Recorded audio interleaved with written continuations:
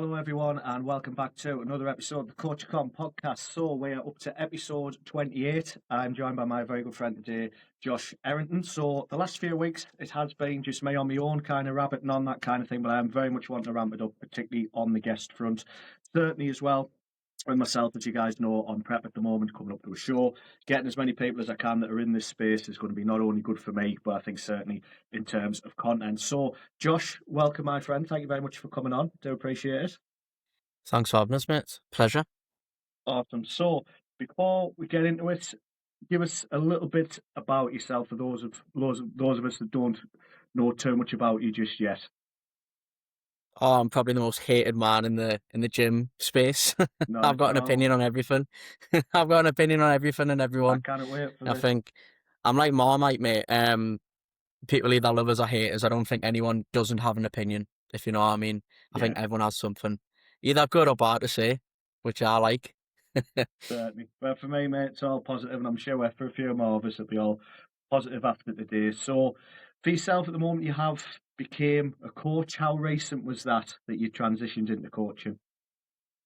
I was speaking to one of my mates about it, and obviously I've wanted to do it for a while. Like I went with Billy for the first time in 2023.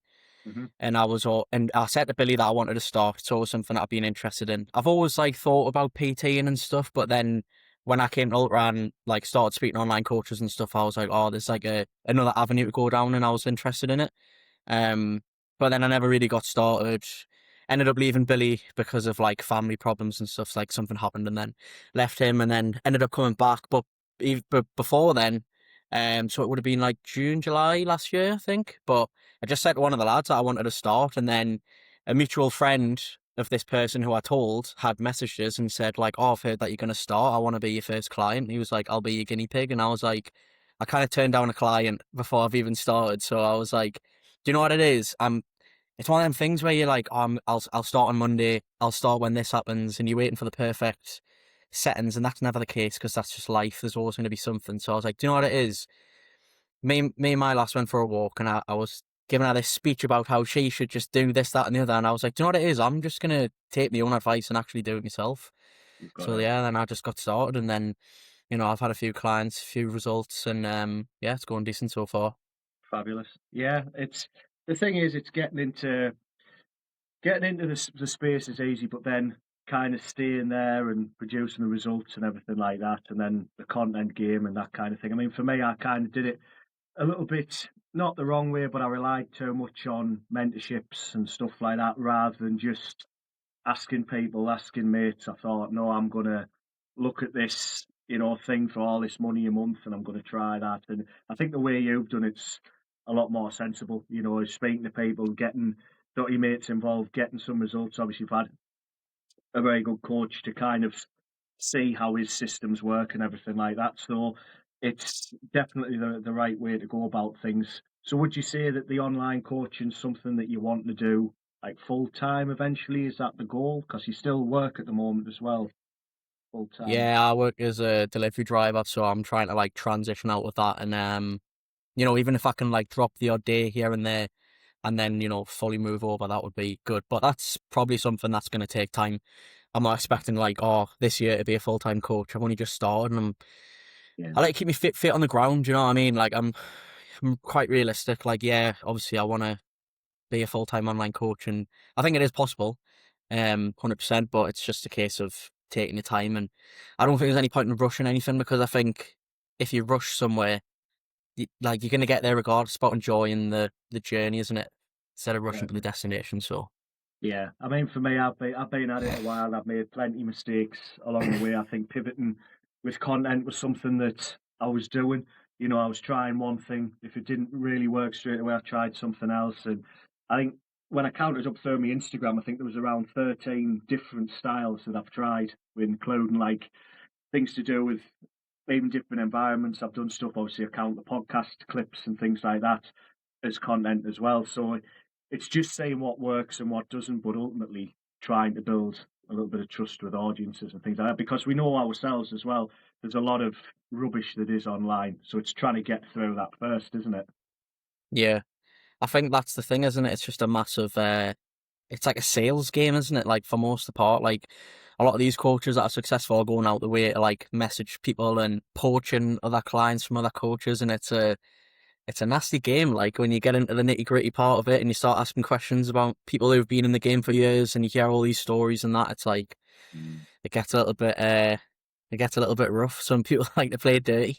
It does, yeah. I mean, the thing is, I think the DM tactic you were saying there about the messaging, that's one that is put into these mentorships. So the two I've been a part of, two sort of biggins was like basically saying, do these DMs, this is what to say to people and so on. And they weren't necessarily wanting you to be poaching clients, but it was just wanting you to be putting things out there all the time. And I think a lot of that, I think people's wise to it now. I think what's going to get through and get clients is just authenticity, people being honest.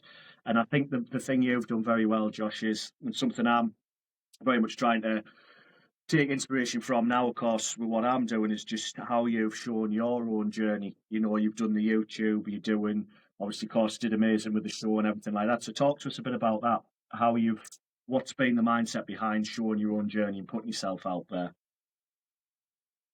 I think I just try and be myself as much as I can without getting banned on Instagram or something for saying the wrong thing or upsetting too many people. But I don't know, I think some people are just so boring. Like, the gym is boring.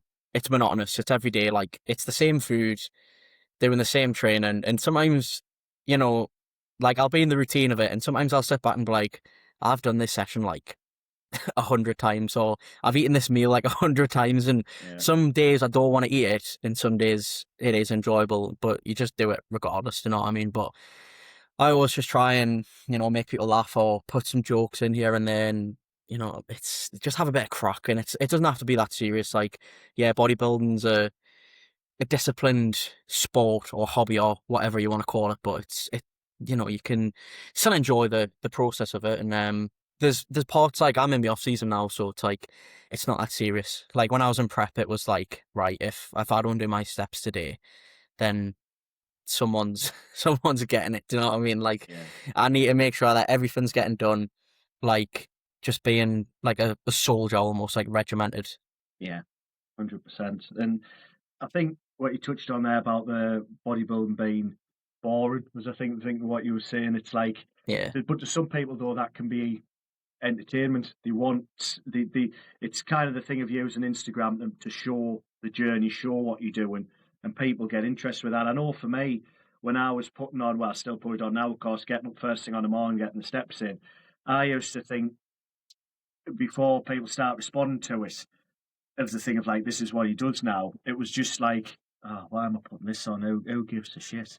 But yeah, actually, people eventually they get on board with it a little bit. And I got a message the other day, like, oh, I've started doing this now, and how do I get up at like 5 o'clock to be up and out? And I'm like, oh yeah, this is actually, maybe this is doing someone some good. I think sometimes it's putting yourself in your ideal client shoes and other people's that think, oh, I want to do this. I mean, I know for me, I mean, we were talking about this, and I certainly don't mind saying it on here. When I saw the deep dive on what you did on the YouTube first time round with the show and the competition and then winning and the first time, as I was like, ah, that's inspired me. I think that's going yeah. to be a bit of me. So it sometimes it is those things, because I'm the same when I'm making content and things like that, just on my own with the tripod and the mic and the script. It's just like, uh, do I really need to do this? Do I really need to do that? But actually, when you're doing it, and I've just started, I've got the first upload on Sunday, actually documenting prep at the moment, similar to what you did, like the odd day here and there, and then wrapping it up. It's That's what's going to show the journey as well, isn't it? That's hopefully what's going to inspire people to do, or say what you've done in your situation and me with mine, isn't it?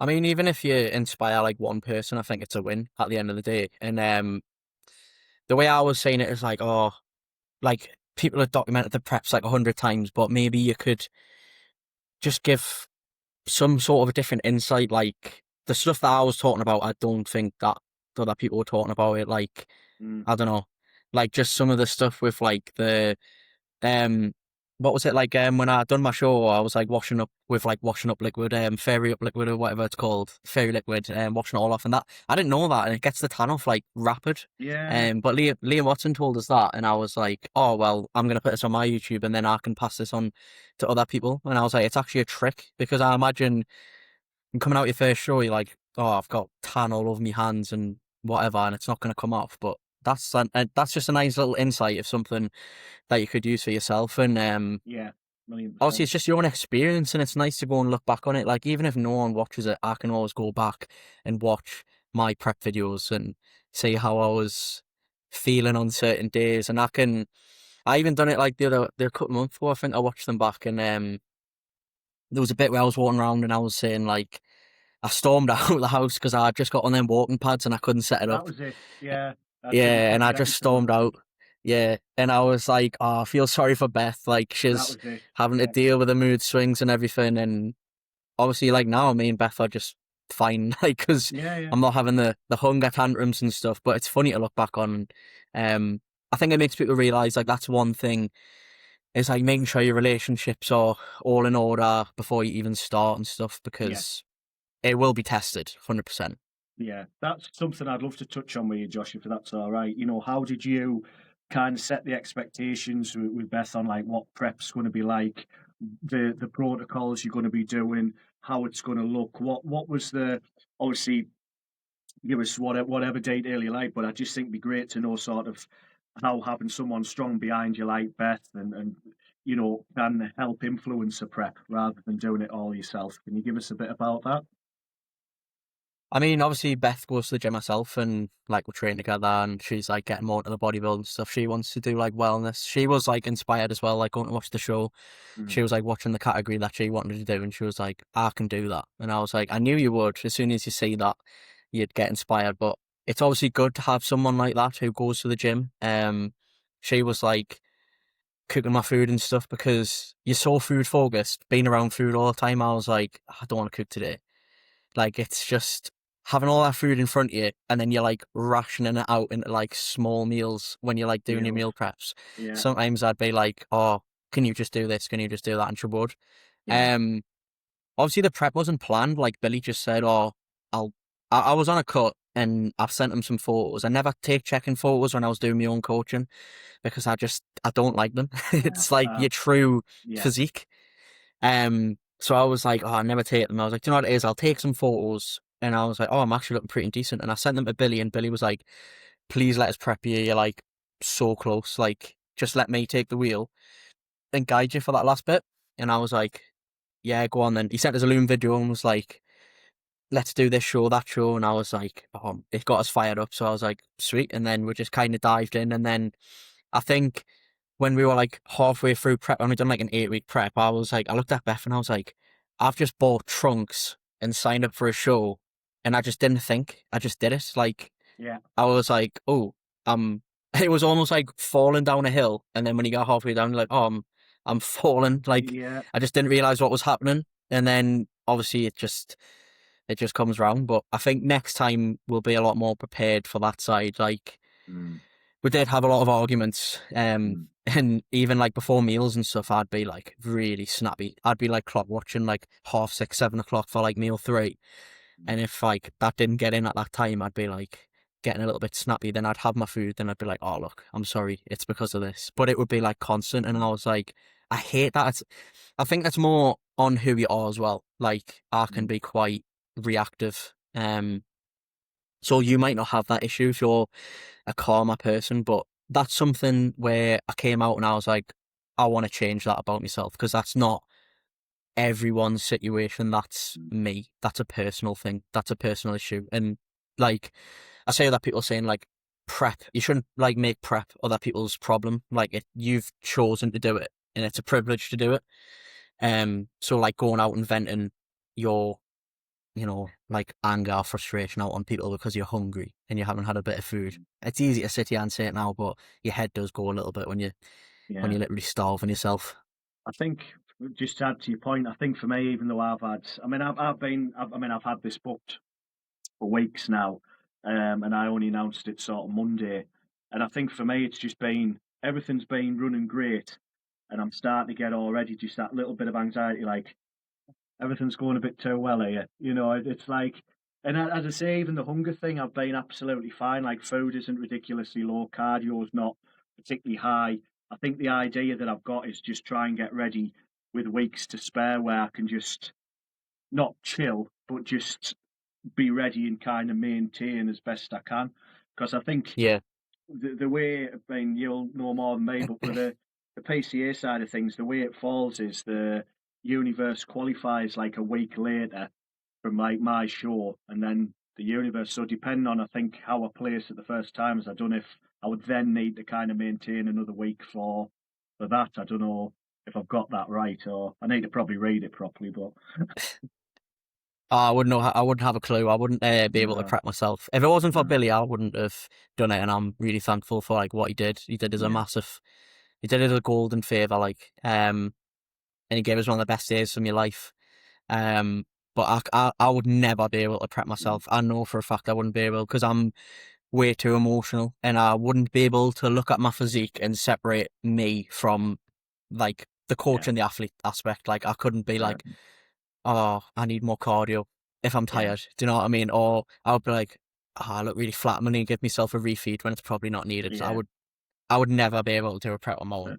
Yeah, I mean, like as I say, I've had a lot of support. I mean, my pal Kyle's been brilliant with helping us with um, sort of the food side of things. And then, to be fair, he's gradually gotten. I've just kind of led him really in a good way. He's became sort of more involved with it. And today we're having like a look at some posing and stuff. I was like, ah, this is good, you know. Like, but as I say, training wise, at the minute, I'm still kind of not.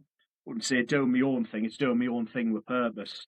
But the way I say it, I just need to kind of keep everything where it is muscle wise and just try and while the food's still not super low, try and capitalize a little bit just to maybe not gain muscle necessarily, but just if I can bring anything up a little bit, I'll kind of do it. Like, you know, it's Yeah, giving myself that long runway. I think prep's not really the time to be changing things. It's better just to keep Yeah, doing what you were doing beforehand. Even Billy kept all my training the same. I gave him my logbook and showed him everything, and we might have changed, volume in certain places, but it was pretty much exactly what I was doing beforehand. And then after we came out of prep, Billy like really took the reins, and now it's like I'm just following what he wants to do. fair. No, it's like I say, it's good to have the thinking took out of it sometimes, I think, and you can just focus on what you're doing and away you go. Like, so I'd love to know as well, Josh, what's like next for yourself, of course, off season at the moment, and then where's your mind heading from there? I think this year, October, November, I think we're going to start prep and then maybe look for like March next year, probably one of the earlier shows, 2027. Perfect. Um, Billy wants to get on the NPC stage, so like two bros and stuff. And we have spoke about getting a pro card. Like, obviously, if you don't want a pro card and you're competing, like everyone wants one. Yeah. Um, and I think I'm just Josh, you know what I mean? But I've heard, like, I get a lot of people saying like, "Oh, you've got the potential to do it and whatever." And like, I do believe that I do, but I don't think that it's like it still has to be earned, if you know what I mean. Oh It's yeah. not You like can't just turn up. Yeah. yeah, just because you have the potential to do something doesn't mean you can. Um, you still got to earn the right to get that. It's a prestigious thing to get, and something that I would hold as a very, very good achievement. But Billy said we could go in, see where we're at, and accidentally get one, like first go. It just depends who turns up, and Yeah. you've got this is the way I think of it as well. Like, you can look at all these first timer shows, and some of the people that turn up are in mental like condition, like people like Josh Connolly, who I was watching. I think he done first timers 5 the year before me, maybe, and he has an amazing classic physique, and he could get a pro card. And I'm like, shit, if someone like that turns up, they're going to wipe the floor with you. But they've already done their first timer show, so they're not going to turn up at a first timer show. Mm. Like, you're looking at people, oh, well, they've won their pro card, they look amazing. They've already got their pro card, so you're not going to be competing against them. Like, they're Yeah. not to worry about. I mean, of course, there's other people coming up, and there's other people that you don't know about, but you know, a lot of the people who are good bodybuilders who you probably see and you're probably getting worried about have already been on stage, so they're not going to be there for a Yeah. first timer show. That's And it. when I started thinking like that, it's like, oh, it kind of takes that anxiety away because it's like, oh, well, what if it's this, that, and the other? Every single person that's on that stage, well, should be, has never competed before. Obviously, I know PCA have a lot of I think every single year it's someone getting caught out for not being a first timer, and I don't know why they do it because they always get caught. And it's, I say it to Beth, it's every single year. People get, and now that they're doing the natural shows as well, people are getting caught out with like drugs and stuff, and it's like I don't understand. Like the first timer one's the worst. Like everyone has Instagram, and even if you don't have Instagram and you've never posted your show, you would have stood next to someone who's posted that show, and you're gonna get caught, and you can't go and do another. I think a lad from Germany had came to my show. I think he was a junior, and he won, and everyone was commenting like not a first timer, and he was from Germany. So you're gonna get caught out regardless. It doesn't matter who you are, you're gonna get caught. Fair enough. Yeah, it's not worth the risk. I just think it's immoral, really. It's like with, as I say, Yeah, particularly on the natural front, which doesn't apply to us. It's just a thing of like, you couldn't in good conscience do it, even if you got away with it. I think you'd be like, oh, like it doesn't feel right. It's not a yeah. fair result. But again, it's good that they're cracking down on this sort of thing. So, how much are you enjoying off season at the moment, or are you still kind of keeping an eye on things and making sure you're not getting too carried away in terms of like losing condition and that kind of thing? I don't think I'll ever be able to lose condition. I'd have to No, eat like a no. like an absolute moron. I put on me I've got like a close friend story with like 10 people on or something, just like close people that go to the gym, like Billy, Nicky, Joe Richardson, people like that. I put a photo on, let me check in, and it was like body fat fears me.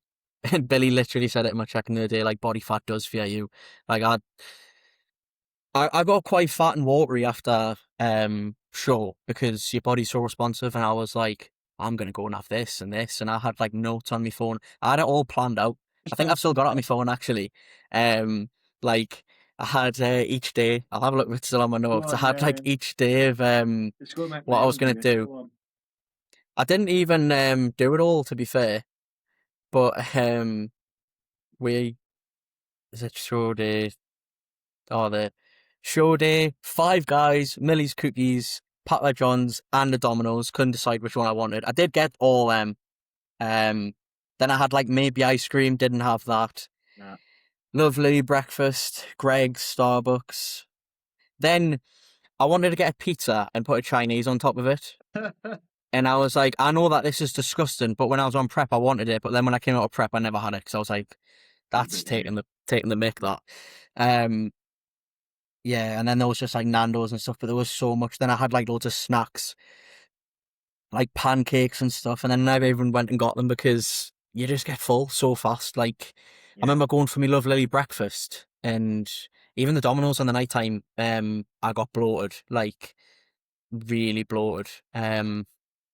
And the pain is so bad. I was like Mm. lying on the sofa. I was doing steps on the treadmill at midnight, trying to like move Digest. food round. Yeah, and like the bloating was disgusting. But yeah, I mean the off season, just taking it slow. Like Billy doesn't want to be adding any unnecessary body fat on, even though it's like nearly impossible for me. The how clean we eat, and like he's only just put an off plan in, and we're like 5, 6 weeks in, but it's a homemade off plan as well. So it's not like a burger or something. Like I had steak and potatoes with like veg on Monday night. It's I'd rather have that for digestion and stuff as well. I think your perspective on food changes when you come out of prep. Like you'll have all your crap that you want to eat, but then it's not going anywhere. And I've had like Mackies and stuff since, and it's like this food is terrible. Like it's Mm. just slop. Yeah. Like eating the good food is a privilege, and you get bored of it in prep, but it is the You're best glad to stuff to have be it eating. back. Yeah. Yeah, Fair. like once you get over that food focus like mentality when you come out of prep, it's amazing. It's just coming out of show, and I think I put like I was 82 kilo on stage, and I'm sure I hit 92 or 91 on me birthday, which was a week after. But obviously I went to like Rios, and it was like just keep bringing this steak Aye. So on my it's not the birthday, and worst then thing a in the world to have. cake. Oh, the cake, maybe. Yeah. No, it's so what? Because I remember you were sharing your weight a lot as well. So over the prep, what did? Be curious, like for myself as well. But I'm sure other people would want to know. Obviously, you were in great condition anyway. But getting from where you were in the start, them 8 weeks to the end, what was kind of the scale doing? What was your like average drop week to week? Would you say was it dramatic or? And then 82 on stage was. I obviously that's kind of after you've filled up. So what did you get down to a certain weight before 82 or? I think the lowest we got to was like, I want to say 77. I don't Mhm. think we hit 76s. I think it was like high 77s. And then I remember watching me checking on the sofa, and Billy was like, "Oh, I'd love to get down to like 75." And I just like looked at Beth, and like my face came in straight away. So I was Yeah, like you death did. face. And I just looked at Beth and I was like, I can't get down to 75 kilo. Like, this is becoming like a fighter's weight cut if I'm getting Mhm. down to that. Like, I could have got on stage like sooner. I wish I had have in a way, because then I probably wouldn't have went and cheated on prep and stuff like that. I was You're probably like getting to ready that. to go. Yeah, I was probably ready to go. But yeah, I think like in all, even when you're pushing up and everything, body weight's just a number. How many Mm. times do you see people post like photos and they put the caption as the same body weight? Yeah, It's that's right. it's your body composition and everything. Like, I think like, yeah, like 82 kilos when I left the hotel on show day. But obviously I had came back up.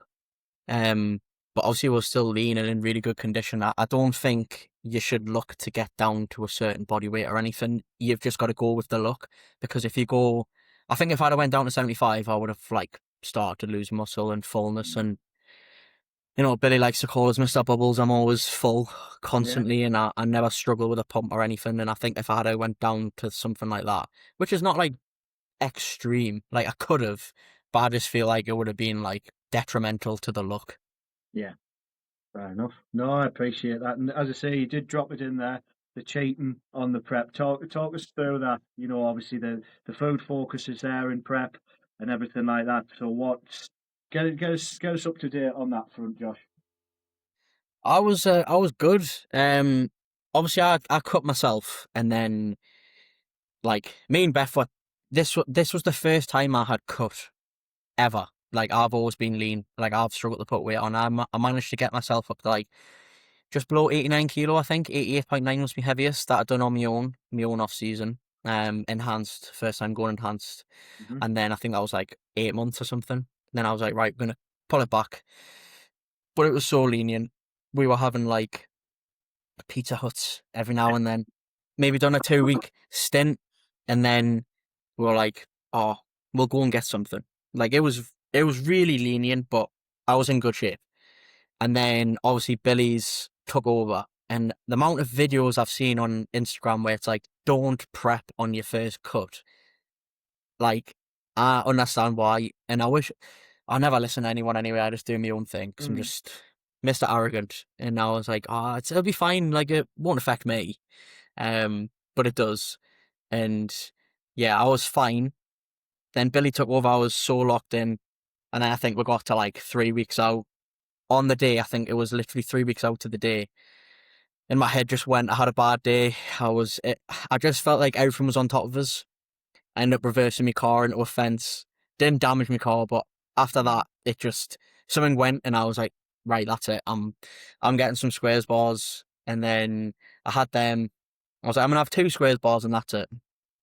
A2 had the third, binned the fourth, because I was like, can't have four. That's too much. That's taking the mick. Then I went to the garage, got some chocolate. Then I was like, oh, there's ice cream in the freezer. I'll have that. It was like out of date. I was like, sound. So then Monday, I couldn't. It's so stupid. Your head just goes. I was building a Lego car. I couldn't put it together. So I just went, fuck this. I'm going to the shop. Walked up the shop and got some cookies, and I just smashed all them off. Like 4 Sainsbury's cookies.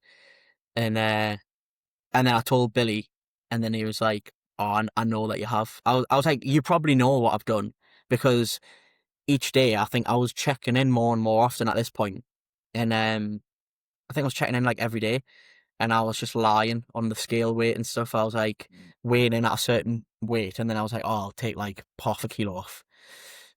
But you could see it in the physique anyway that it was getting a bit watery and a bit crap. But Billy was like, it's fine. Like, there's no point doing anything. You've done it now. Like, we can't add more cardio in. It's just going to add more stress. Like, it's done. Just leave it. It's fine. And then I was like, sweet. Got back on plan. Then just ended up doing stupid stuff again. But it was my first show. And, you know, if I had lost, I probably would have been in a huff. I mean, I won, and I still feel a bit disappointed in myself that I didn't stick to it. Yeah, it's funny, but when you deep it is like there was lads on that stage that didn't do that, and I've got more respect for them than me having respect for myself for going and winning. Like, I kind of knew that I was gonna win. Like, I just had a feeling. Like, I just was so confident that I was gonna win, and I think it's almost like. There's a fighter called John Jones in the UFC, and he was on Joe Rogan, and he said that like before a fight, he'd always go out and like get on like cocaine and drink and go and party. And he said it used to be like a psychological thing, and he thinks that he used to do it because if he lost, he'd have that to like fall back on. And I think maybe I kind of did that as well. Like, oh well, if I lose, then it's because of this. Then there's an excuse because of the pressure of like everyone, because everyone in Ultra was like, oh, you're gonna win, and I was like, I hate this. Like, you can't say I'm gonna win because you don't know who's gonna turn up. It's not like the Olympia where everyone knows who's coming in, everyone knows what everyone's look like. You can't just be like, oh, you're gonna win.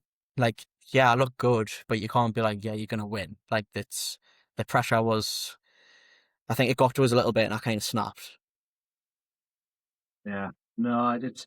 I mean, like I say, it's again just been a bit of a daft one. Obviously, as soon as I put that rail out, I mean, he obviously meant in a nice way, but a lad I know replied and says, "Oh, I've already got you down for winning." I'm like, "Oh, don't fucking say that," you know, because it obviously. I mean, he obviously meant in like a nice way, but I thought, oh, Yeah, like I don't really want that. But for me, I've just announced it just on the content front, and I'm just angling everything around that, and obviously using my own story of once upon a time being 20 Clem to becoming a PT online coach, and you know doing this now. So it's got a purpose to it. I mean, obviously, I'm passionate about bodybuilding. I mean, you'll probably be the same. You know, years ago going on bodybuilding.com and reading, being inspired by all these things on there, and then you know you're kind of doing it yourself on a scale as well. So it just for me it's about completing the journey in a way. Well, not completed, but just the next chapter. I think that's the way I've done it yeah. around Connor. But certainly the pressure side of things, I think will come in more and more, especially as I'm getting more worked up anyway. I think I I think think it's you a just very need smart to. thing to do. Yeah, Sorry, I think what you just need to do is just go in and, like, if I didn't come away with that trophy, I still would have, everything that I had done leading up to it is still the same.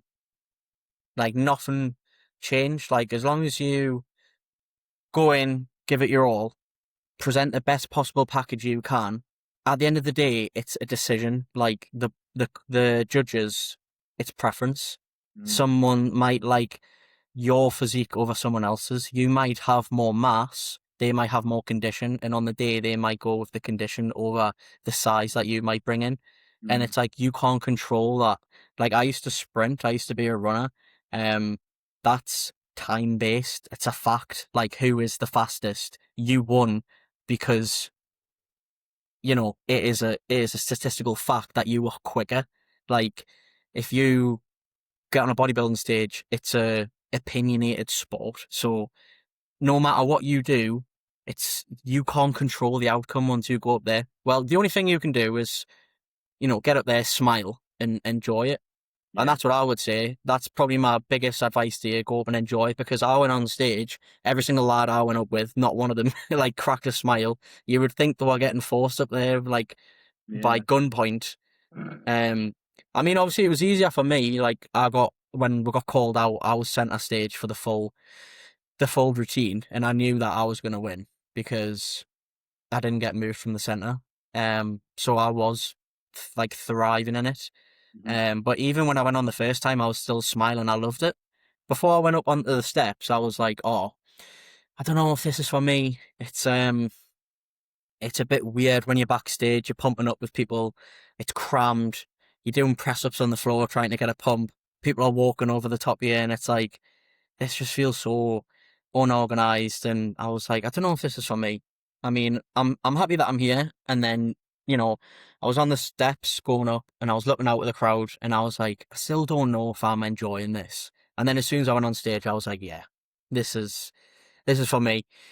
You know, you go on, you're hitting your poses, you've got everyone there, whoever's going to watch it, and they're all shouting, and everyone's, you know, the judges are clapping and applauding. If you're doing good, you get, you know, rewarded for it. Yeah, So, you know, no, hard great, work yeah, pays off. certainly. One thing I'd love to touch on with you, Josh, as well, just before we kind of wrap this up, is something I learned about you quite recently is your Christian faith. I'd love to just kind of go into that with you a couple of minutes. Yeah, no So worries. what, I just going to say, so how did you start on that? Was it something through the family, or is it just your own findings? I think my nana and granddad are Catholic. I think most people their age are like Christian and stuff, and then it's kind of tapered off through like me mum's generation. But now I think I've always believed in like God and stuff. But when I went to college when I was like 17, I met a lad who was a good friend who I don't speak to now, but he used to be a Christian and stuff, and I used to speak to him. And remember we were just on Xbox one night and we were just talking about like believing in God and stuff. I'm like, you believe in God? Like, because we were just two daft lads really, Mm. and we just met through, you know, having good crack and whatever. And then we kind of had a deep conversation at like daft o'clock in the morning on Xbox. I'm like, oh, you believe in God as well? And I was like, yeah. And then we started speaking through that. So we kind of bounced off each other with that and almost shared ideas and stuff. And then I feel like I drifted away from it a little bit. And then in 2023, this was the reason why I left Billy. My uncle passed away. Like suddenly it was unexpected. It was like pretty sad and I was really down and I felt lost and I just thought like I've seen Derek Lunford say it as well, saying that he didn't want to be here and stuff. And it was like, well, if I don't have faith in myself, I'm going to put faith into like the Lord above and Mm. I'll put all my faith into him. And I kind of thought like that as well. I thought, do you know what it is? I'm going to try and get closer to God and stuff. And I bought a chain at like the end of 2023 Yeah, and I wore it throughout all of 2024 and I had a really, really good year. Like 2022, 2023, I had like bad years going out drinking, doing drugs and yeah, just yeah, doing yeah, dumb stuff. And then I kind of just thought like I need to make a change. And ever since I wore this cross and stuff, I just feel happier. I feel like life's been more peaceful, better. I feel, I don't know, I just, I sleep better at night. Do you know, I've always been someone that struggled to get to sleep. I always pray before I go to bed. I yeah, brush my teeth. I go in the sitting room. I get down on my knees and I pray like before I go to sleep. And people that knows might think that's like a bit weird, but like you know how I am. I'm yeah, quite man. loud and whatever. But I definitely do believe. Um, I want to get baptized this year. Hmm. Um, but I'm just kind of exploring. There's a lot of different paths in Christianity. Yes, So I'm kind of looking into where I want to go into, if you know what I mean. Obviously, there's like Catholic and Orthodox and all these hmm, different ways of thinking. So it's like I want to kind of think about before I make my decision of which one I feel like is the one that I would like to follow. certainly. No, I agree with that. I mean, as myself, it's definitely got me through some very bad times. I think it's a podcast in itself doing Oh, the yeah, religious it deep is. dive, but no, it's definitely something that's kept me strong, and I feel that put my faith in myself, the Lord as well, and what I'm doing now is I feel the right way to go about things. And I think that's a nice way to wrap this up. So, Josh, if anyone wants to reach out to you on the back of this, to perhaps want to work with you, seek advice, anything like that, what is the best way to reach you? Probably on Instagram. I think it's Josh Errington underscore. I think that's what my Instagram is. It's coached by I Errington. was, yeah, You've changed it. that's the second name. I think the actual the username is Josh Errington underscore, but I think that's like the secondary name. Oh, got you. Um, Right. but yeah, I think if you type either of them in, it'll probably come up. YouTube Josh Errington. I'm gonna get back on the YouTubes and stuff as well. Please do. I'm watching Um, them. I know I've got a video there that I need to edit today, and I've just been Get sitting it on it. done. So Get it done for me. I want to watch it later. Beth's on us, so I'm gonna try and get that out. Hopefully, it's sorted by tonight. Fabulous. Josh, it's been an absolute pleasure to have you on. I've really enjoyed having the crack with you. To be honest, this is the first podcast I've done where I haven't had a script or set of questions. I've just sort of gone into it and I thought that's the right thing to do. So, and I think we've done a good job. So we shall get this one shared. But mate, bless you. Thanks ever so much for coming on. Enjoy the rest of your day. And everyone else, I shall see you in the next one. Take care. Cheers. That was good, mate. Yeah, it was.